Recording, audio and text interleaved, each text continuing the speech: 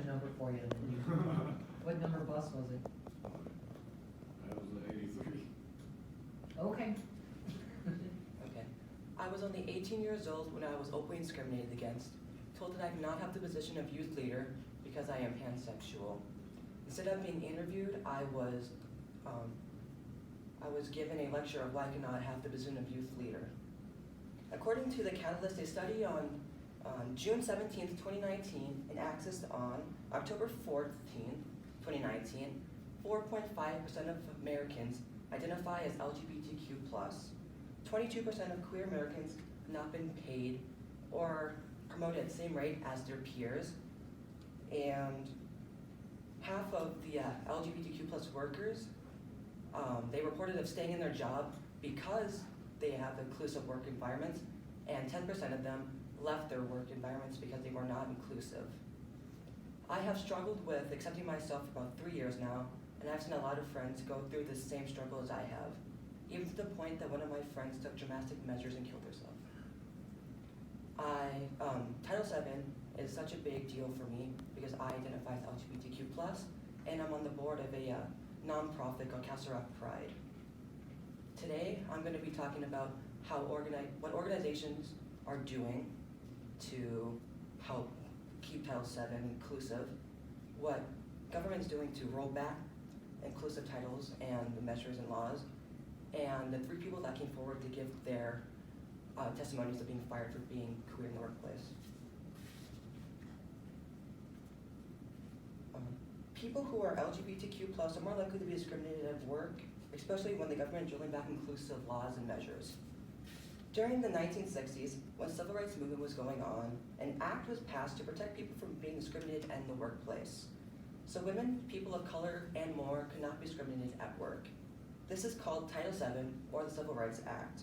In 2016, Donald J. Trump was elected into office. During his first year of office, he discriminated against people who could be in the United States military.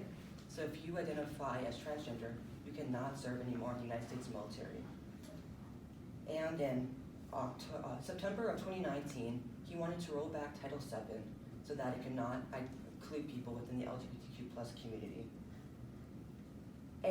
AAUW.org, accessed on October 14th, describes Title VII as Civil Rights Act of 1964 is a federal law that protects people from being discriminated against in the workplace on the basis of sex, race, color, nationality, and religion. It generally applies to employers that have 15 or more employees, including state, local, and national governments. What Trump is trying to do with the law is to make the part that says sex only mean women and not gender identity and sexual orientation. So many organizations are speaking out about the issue.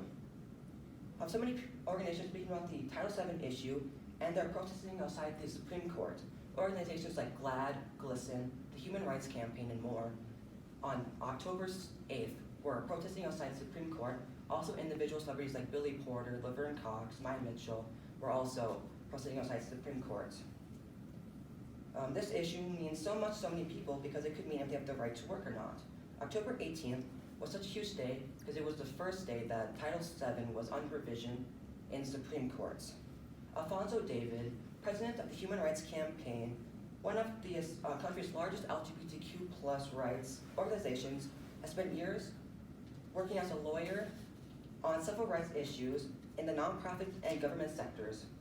He listened to the court arguments Tuesday, October 8th, before talking to the Fix about the case. When the Title VII was first being looked at over at the Supreme Court, 3 people came forward to give their testimonies about being fired for being gay.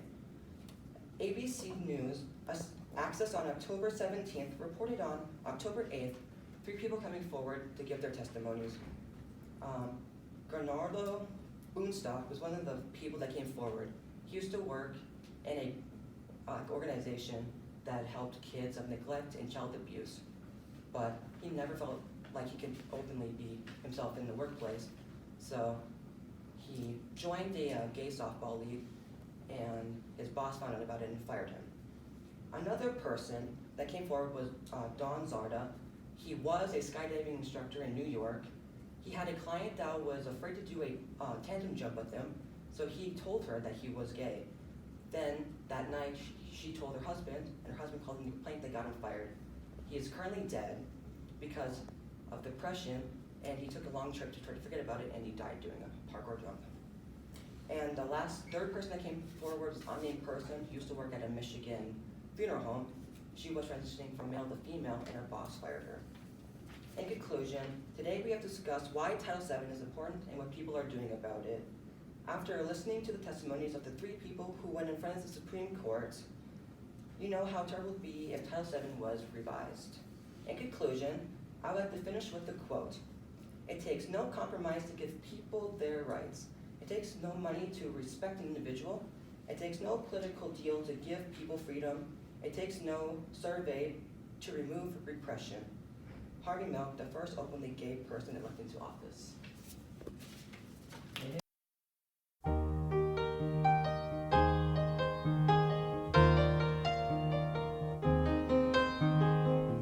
It's a little